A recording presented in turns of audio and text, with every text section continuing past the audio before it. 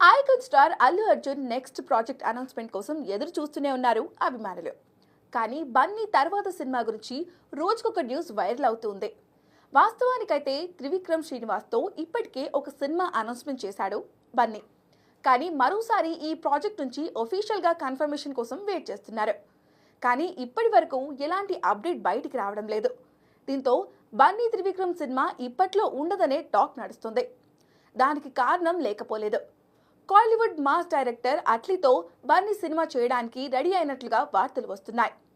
Trivikram project చాలా భారీగా plan చేస్తున్నారని, అందుకే కాస్త ఆలస్యం కానుందనే మాట వినిపిస్తుంది. అయినా కూడా అట్లీ సినిమాపై అధికారిక ప్రకటన రావడం లేదు. దీంతో ఏ సినిమా ముందు సెట్స్ పైకి వెళ్లనుందనే విషయంలో ఎటూ తేల్చుకోలేకపోతున్నారు అభిమానులు.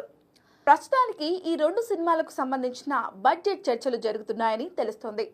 ముఖ్యంగా అట్లీ సినిమా లెక్కలు తేలడం లేదని టాక్ నడుస్తుంది. ఒకసారి బడ్జెట్ రెమ్యునరేషన్స్ ఫైనల్ అయితే సినిమా అనౌన్స్ చేసే ఛాన్స్ ఉంది అంటున్నారు.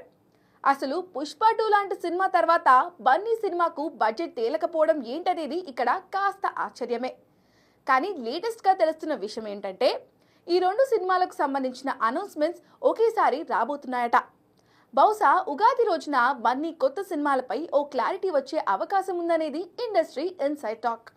ఏదేమైనా సరే ఒఫీషియల్ కన్ఫర్మేషన్ వచ్చే వరకు అల్లు ఆర్మీ వెయిట్ చేయాల్సిందే.